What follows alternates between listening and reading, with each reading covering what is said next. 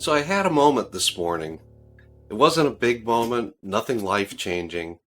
It was just one of those moments that makes you stop and think, what just happened? Yesterday, Cindy gave me an ultimatum. She held up a pair of torn underwear and said, "You need to get new underwear. These are awful." It's really important to understand I don't pay a lot of attention to clothes. If they still remotely resemble clothing, I'll wear them until they don't look like clothes anymore. Rips and tears, no problem. But in this case, she was absolutely right. All those old pairs of underwear were well past their intended lifespan. They might have a future as rags, but that's even fairly doubtful. So this morning, I stopped at Walmart before class.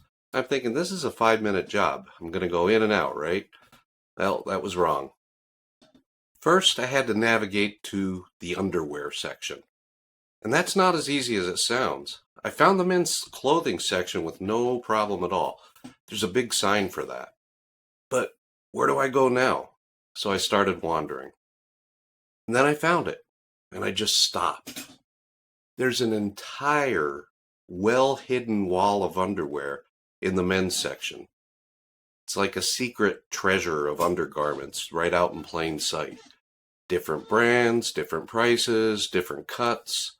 Boxers, briefs, boxer briefs, performance, ultra soft, moisture wicking, snug comfort, whatever that means. And I'm standing there trying to figure this all out. What is exactly the difference between any of these? They all look alike. The prices vary quite a bit, though. There must be some kind of difference. Which ones are the cheapest? That's probably a good place to start. Too many prices, can't process. And here's the part that really got me.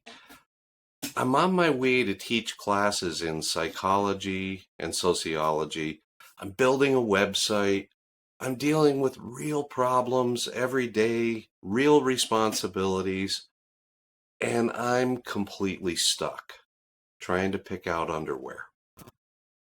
And I started laughing right there in front of the Walmart underwear wall because it's kind of ridiculous.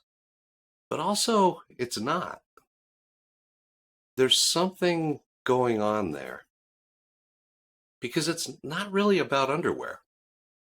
Whenever you're looking at that many options and none of them stand out, your brain just kind of shuts down.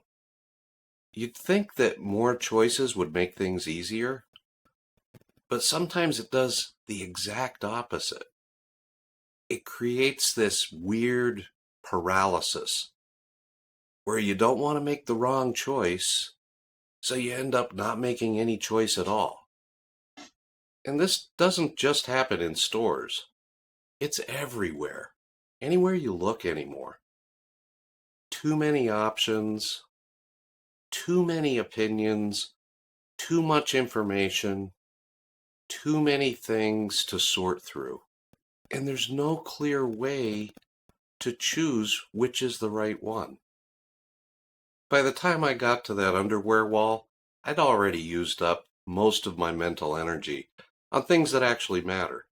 So when I hit that wall of choices, my brain basically said, yeah, we're not doing this right now. So anyway, I eventually picked something.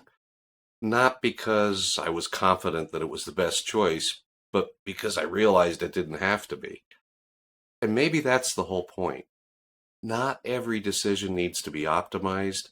Not every choice needs to be perfect. Sometimes you just need to choose and move on.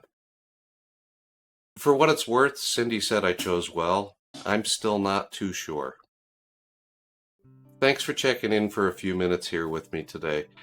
If these thoughts click with you, I'd appreciate it if you take a second to hit that like and subscribe button.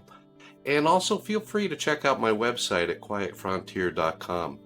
There's a link in the description. I'll see you next time. Take care.